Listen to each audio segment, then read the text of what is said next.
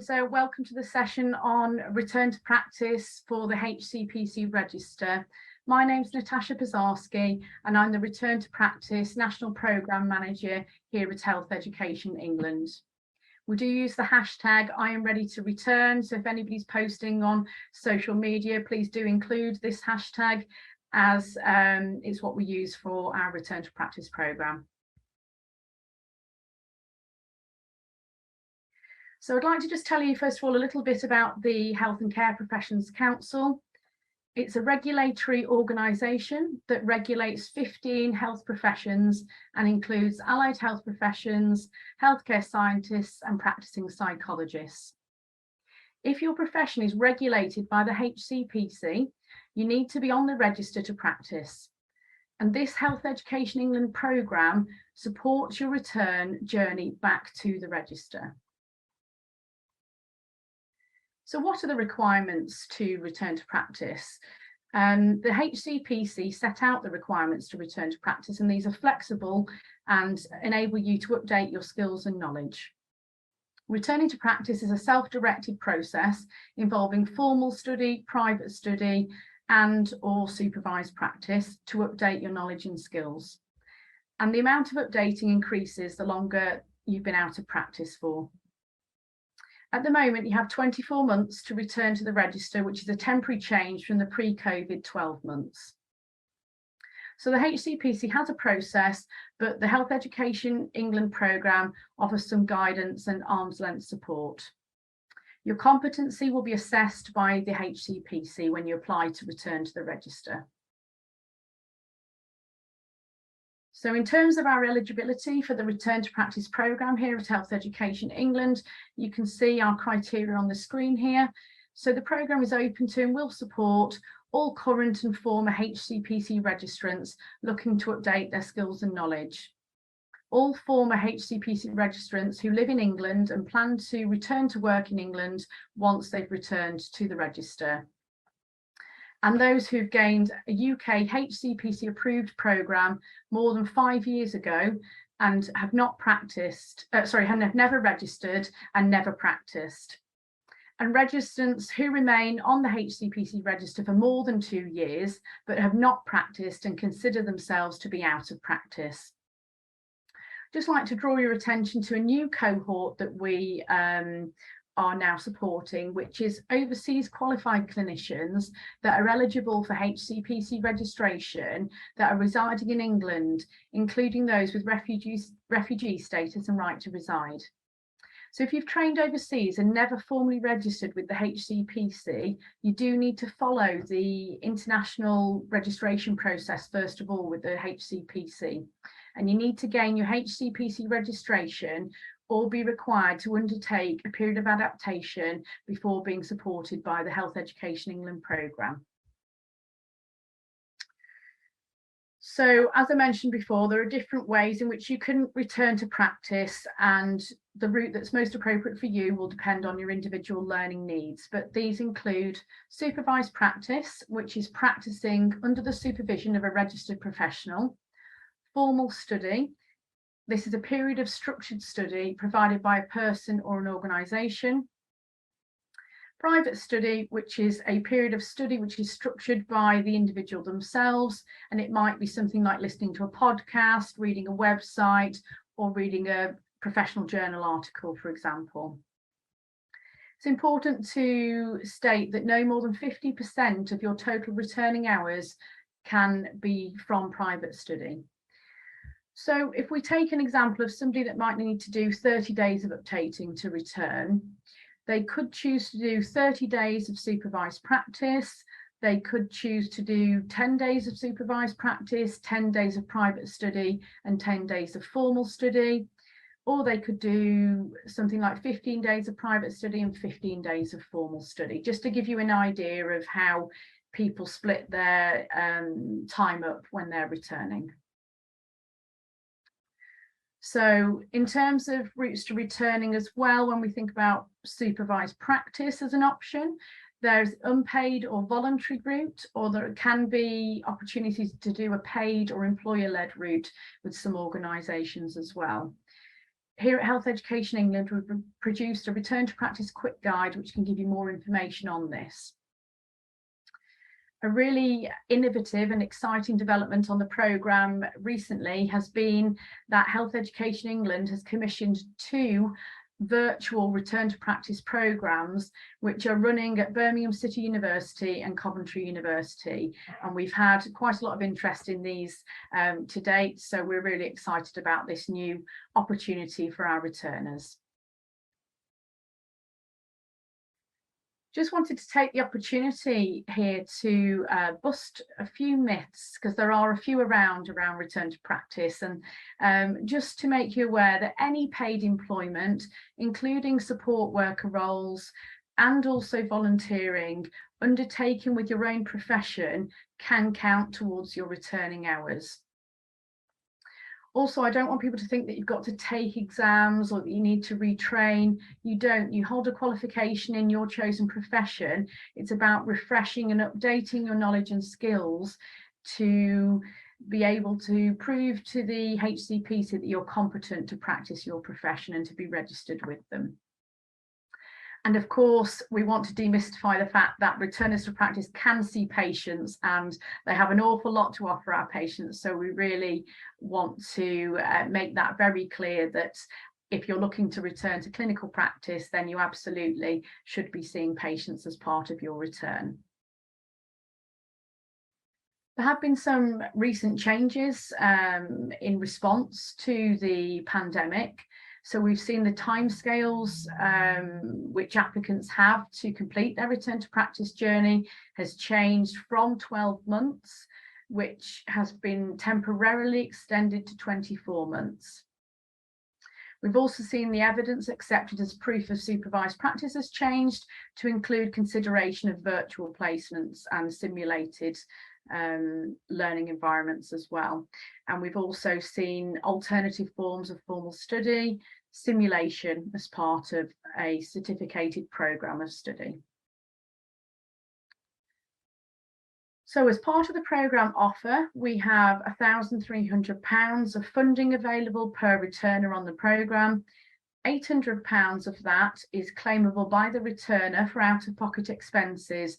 So for things like courses or travel to a supervised practice placement, or perhaps childcare to cover care for their children whilst they perhaps attend a placement or a course. For those undertaking a supervised practice placement, we also offer £500 to eligible supporting organisations to provide them with financial support for things such as the DBS checks or contracts or uniform, etc. So why should you as a returner join the programme? Well, as I've mentioned, we offer funding, we offer an awful lot of support and guidance to our returners. We can link you up with potential supervised practice placement support. We can give you access to e-learning for health modules to support your study towards your return. We can give you reduced course fees for some of the Royal Society of Medicine courses as well. And we have a closed Facebook group that offers really good peer support for returners on their return to practice journey. We're very excited to announce we've just launched SharePoint platforms, one for returners on the programme and another one for external stakeholders which are interested in returning to practice. So if you are interested in joining those sites, please do get in touch with us as part of the programme. And obviously, as I've mentioned, we've got these 2 HE commissioned return to practice programmes now that are run virtually, so you can access them across the country as well, which is really fantastic. Obviously, the fact that we have returners registered on the programme enables us to understand how many HCPC registrants are returning to the register each year as well. And I think the thing that I would like to draw your attention to is the quote at the bottom of this slide, which is for anyone considering returning to practice, give it a go. It's never too late to get back into the workplace. and I am proof of that. And this was from one of our returners who returned after 29 years out of practice. So another myth busted. It is never too late to return. We really need to see more allied health professionals returning to practice, and we very much welcome you. So please do get in touch with us. Some stats for you as well. So 60% of our returners left the register at band 7 or above. And on average, our returners have 9 years of clinical experience. So that's an awful lot of experience you can bring back to the workplace in a relatively short space of time when you return to practice. And there's some other stats there for you around the age of our average returners as well. So you're not on your own if you're thinking about returning to practice. As to date, we've supported, it's actually over 800 now, returners that have been supported to return with the support of the Health Education England Return to Practice programme, which is really wonderful. But we obviously want to see more of you returning, and we welcome more inquiries from those that are interested. So what sort of things are we working on the programme? We're linking in with professional bodies, as you might expect, to raise the profile of return to practice for individual professions that are regulated by the HCPC. We're developing communication strategies and materials to attract more returners. We're regularly engaging with our stakeholders to raise the profile of return to practice. We've done some recent podcasts, for example. We're always trying to get to as many careers events and national events as we can, and I know a lot of work goes on regionally to attract people within the local areas as well, which is fantastic. We're always developing our links and our networks, and we'd love to see particularly more AHP returners in social care. And we're also looking at what else can we do to support our returners from a pastoral perspective, both in terms of the support on their return to practice journey, but also what support and how much preparation are we supporting them with prior to going back into that workplace environment as well. So just like to finish now by saying thank you very much for listening. If this presentation has piqued your interest, then please do email us at the email box on the screen there. If you're interested in finding out more information, we do have a website on the screen there as well. You can submit an inquiry form to us to show us that you're interested, and then we send you out a longer survey to find out some more information, and we can get you enrolled on the programme. So please, if you've got any questions, do please get in touch with us. We're more than happy to have some initial conversations with you if you're just starting to think about it. But please don't take my word for it. We're very lucky today to be joined by two of our returners, one who is going through the process of returning currently, and another one who has completed their return to practice journey and is going to offer some reflections on that process for us. So first of all, I'd just like to welcome Jenny to join us, and thank you very much, Jenny, for giving up your time today to talk to us about your lived experience of the process of returning. So I wonder if you can just tell us a little bit about your journey to date and a bit about yourself, if you don't mind. Yeah, thanks, Natasha. My name's Jenny, and I'm a return to practice occupational therapist. I actually qualified in 2011 after studying full-time at uni for 3 years. And I guess this is kind of like an unintentionally squiggly career route because I never went into practice. A bit of a combination of a lack of posts available to go into and actually wanting to spend some time with family and work in a job that allowed me to do that a bit more easily after qualifying, because obviously it's quite an intense 3 years. So yeah, I ended up going into education and did that for a few years, and then I've been running my own business. And more recently, so in the past 5 years or so, I began working in assistive technology. So installing and monitoring telecare equipment, assessing people for equipment and responding to emergencies.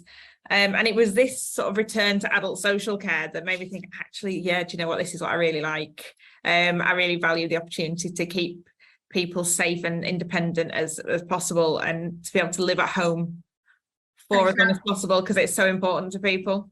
Yeah, and it sounds like you're using it almost a lot of your OT sort of skills in that role anyway, perhaps. Yeah, well, that's it. And I still do a lot of my OT skills, and a lot of certainly some of my experience in work is being used towards my return to practice hours, even though I'm not working as an occupational therapist, because a lot of the skills are transferable. And that experience of working within adult social care now compared to what it was 11 years ago when I qualified. Goodness me, it seems like a long time. But so that opportunity to see and to work in the sector again, it does mean that I'm using a lot of those skills. So in my return to practice journey, that counts towards my hours, or some of those skills are counting towards my hours, which is really helpful. Because working full time and then trying to do a return, if I couldn't do it together, if they didn't sort of synergize, it might not be as easy. But so I found out about the return to practice program during the pandemic, and I was looking at the Royal College of Occupational Therapists website, and they have quite a useful section on returning to practice, with some really good resources for identifying your learning needs and seeing where to go next. So that was a really good starting point. And then I kind of wanted to find a clinical placement, but because of the nature of my job, working shifts over 24 hours, that's actually quite hard. So I was really fortunate that HE offered a remote online leadership placement in earlier this year, which I was fortunate to take part in. So, and that gave me a real window into the changing landscape of the NHS, how the skills that I have developed outside of OT and in my previous work are actually useful within OT and in leadership. And the fact that the one thing is, leadership does not mean you're the manager or the boss. that was my one takeaway, that anyone could be a leader. Well, not one takeaway, it was one of my most important ones. So alongside that, I've been doing some courses that I found online. So I completed my trusted assessor training, which improved my assessment skill sort of confidence, and that helped me with updating knowledge of legislation and things of how that's changing. I've been doing a lot of private study as well, getting to grips with white papers and green papers and all the papers that there are in the world, it feels like. But so that helps to inform things in the background and the reason why we're doing what we're doing, and how that fits into the government's plans. So I think I'm about 2/3 of the way through my return now. So hoping to finish early to mid next year. Excellent. That's super. Well, thanks so much for sharing that with us, Jenny. And, all right. I think you have had a bit of a squiggly career, and it's really been a lot of your career though has been quite OT related. I don't think you've mentioned there, but you've obviously you did your board game business and things like that as well. You've done a lot of work, haven't you, that sort of lent itself to occupational therapy kind of skill set that you have as well, I think. It has. So a lot of the business that we own is a board game cafe, but we do a lot of work in the community with families, children, adults with mental health conditions, and those at risk of isolation, especially coming out of the pandemic. So we've done a lot of work with people, looking at developing sort of social, physical, cognitive skills, but also developing communities and networks of people so that things that have previously been barriers are less so now. So it feels like, although you haven't been registered as an OT, you've definitely been an OT at Hart for some time, and you definitely need to return to the register, because you're clearly very much an OT at Hart, aren't you? And that's wonderful. And I think what I'm just drawing out of what you're saying there, Jenny, as well, is, you know, for people listening, that we all think about returning to practice being clinical and going to the clinical environment, but the fact that you've also done that leadership placement, I think, is also really important to mention, that it is possible to go into non-clinical environments as an AHP as well, and that door should be open to you as part of your return to practice, and we will do our best to facilitate those kind of opportunities for people. Yeah. And thank you very much for that, Jenny. And so just to before we move on to Kylie, then, is there anything, any top tips or any takeaways that you would like to share with returners that might be thinking about embarking on this journey? I think be brave, trust your instincts and your abilities. If you haven't been in practice because you've been taking time off to have a family, then remember all the skills that you use day in, day out, time management, negotiation. I mean, we've all had very true. Does not want to leave soft play at the or similar. Prioritizing, you're creative, you do dynamic assessments, you know when to leave something and when to come back to it. And yeah, I mean, the list of skills as a parent or someone, you know, looking after a child is endless, so don't doubt your abilities. There is a Facebook group for returners, and I found that really helpful to join. There's a wealth of knowledge within the group. It's a combination of those who are returning and those who have returned.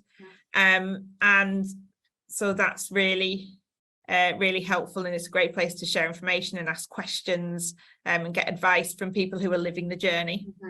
And remember that there's a huge range of opportunities. As you were saying, it's not, you know, you don't just sort of, I mean, you can completely go back into what you were doing before, but you don't have to. You can do something completely different, and it's a good opportunity for people to maybe take that choice as well. Thanks so much, Jenny. So don't doubt your abilities, and also the opportunity to return into something that you perhaps didn't practice beforehand nicely leads us on to Kylie. Like to just welcome Kylie to join the conversation here.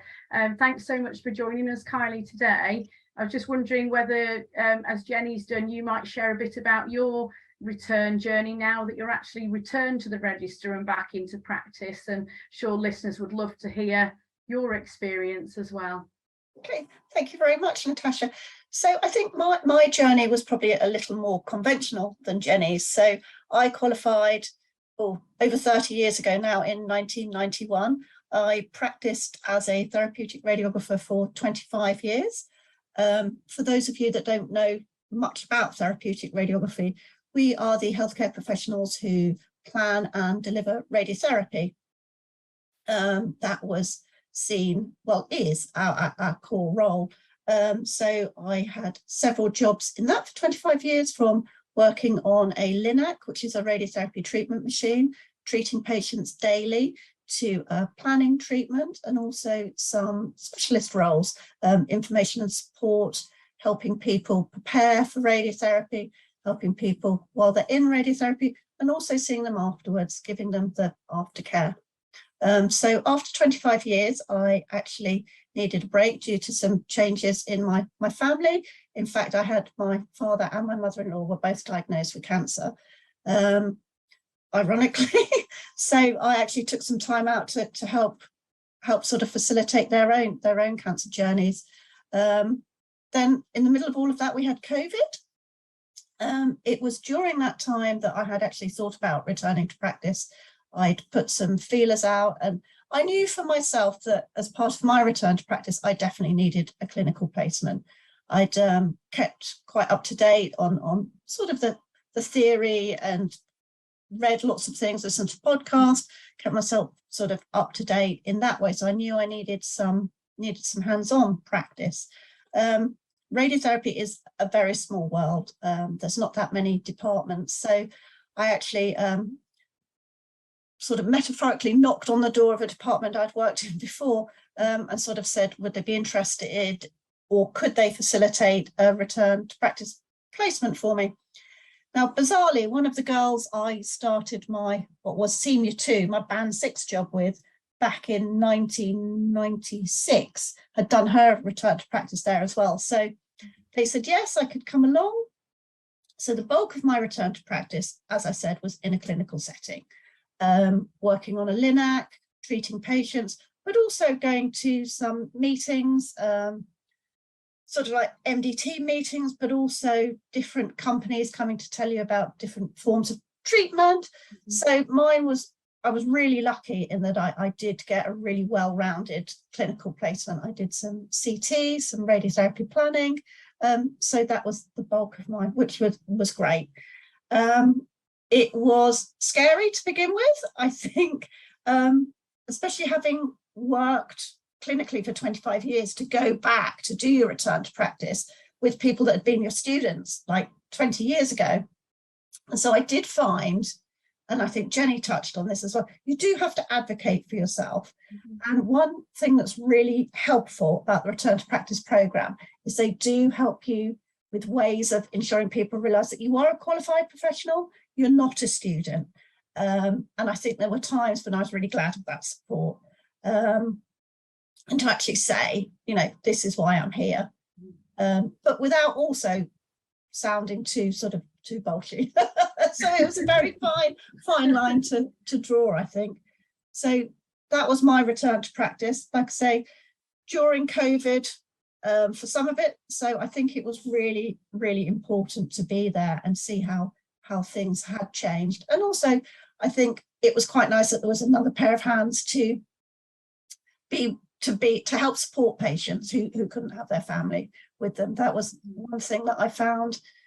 I was really glad I was there for that, because I didn't have, although I was treating patients, I was supernumerary, and so therefore I did have the time to do things like that. So that was my return to practice in a nutshell. And so if you don't mind, Kylie, just to explain to us, have you gone back into a clinical role now then that you've returned to the register? Or? So my first job when I returned to the register was actually a bank job as a band 7. I'd left as a band 7 and I got a bank job as a band 7 in a specialist role. It was only temporary, it was only short, but it really gave me the confidence that my skills were still there, that people still valued what I'd done. And then I bizarrely went into the COVID vaccination program. So you had to be HCPC registered to do that. So I went in as a clinical supervisor at band 6 role that I did. Again, I thought that was fantastic. I worked with speech and language therapists, physios, nurses, doctors, all different people that I hadn't necessarily come across in my role before. So that was excellent, really boosted my confidence and made me realize, again, touching on what Jenny said, that the transferable skills that we have. So from that, I've actually gone into a role as a clinical trials radiographer within the radiotherapy portfolio.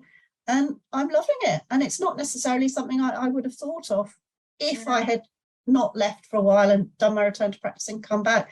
I'm definitely much more confident of myself and of, I think, as whatever role we have, I don't think it's just specific to therapeutic radiographers. We have this sort of vision of this is how our career is going to go. So to take a step out and realize what I do have to offer, I mean, it's been really, really, well, not just career changing, but sort of quite life changing, really. I'm really glad that I did it. And yeah, I'm definitely much more confident of my skills that have perhaps seen as not necessarily being what one would presume when thinking about therapeutic radiography. And it's opened my eyes to what other people have done and given me the confidence to apply for and put myself forward for roles that traditionally may not have been seen as AHP roles. So yeah, that's my thoughts. Superb. I mean, that just really highlights that, you know, if there are people listening out there that think, oh, you know, don't want to go back into exactly what I left practice doing, that, you know, there are ways of going about developing a different career path, but within the same profession that they've left. So I think that's really interesting to hear that. And also your journey, Kylie, from feeling a bit overwhelmed and daunted at the start to now the position you're in now, you know, fully embedded back in the workforce in a job you're clearly enjoying, is really lovely to hear that full story, if you like, that you are where you are now, which is wonderful. And I guess now, having reflected on all of that process, is there anything that you would, you know, going back to when you were thinking about starting again to return, is there anything that you would say to people in that position that might be thinking about returning? Yeah, definitely. I think the main thing for me is to learn to advocate for yourself. Okay. I think it sometimes it doesn't seem very English, does it? To actually say, this is who I am, this is what I have to offer, and actually you want me. You know, I've got all of this experience, rather than like, oh, do you think you might, you know, to actually say, this is who I am, this is what I can do. Yeah. And also to challenge things that perhaps before we wouldn't have done. I've seen jobs that are advertised as for a nurse, for other AHPs. I've actually rung them up and said, you know, why does this need to be a nurse's role? Why does this need to be whatever role it is? So I think it advocate for yourself. And again, as Jenny said, I find the Facebook group really, really useful, because it's a place where you don't have to sort of say, oh, I know I'm being stupid, because you can guarantee that 90% of the people that have thought the same question have not known the answer. So that's a really good place to ask your questions. That's really reassuring to hear, because I think that's what we hope, is it provides that safe space for people to have that peer support. So, you know, I think you're right in that it does seem to be a place where people feel able to ask those questions. Absolutely. I want to ask in a more public environment. Absolutely. It really does offer that peer support. So so thank you very much. That's really really helpful. So thank you to Jenny and Kylie, and I hope you've enjoyed this session. And if you would like to find out anything more about Return to Practice, please do drop us an email or visit our website. We will be very, very happy to hear from you. And even though it might feel daunting at first, we're here to support you. You've heard it firsthand from our returners. They're growing confidence throughout their journey and successfully return back to the register, and are very happy that they have achieved all they have to get to where they wanted to be in their career. So thank you very much for listening.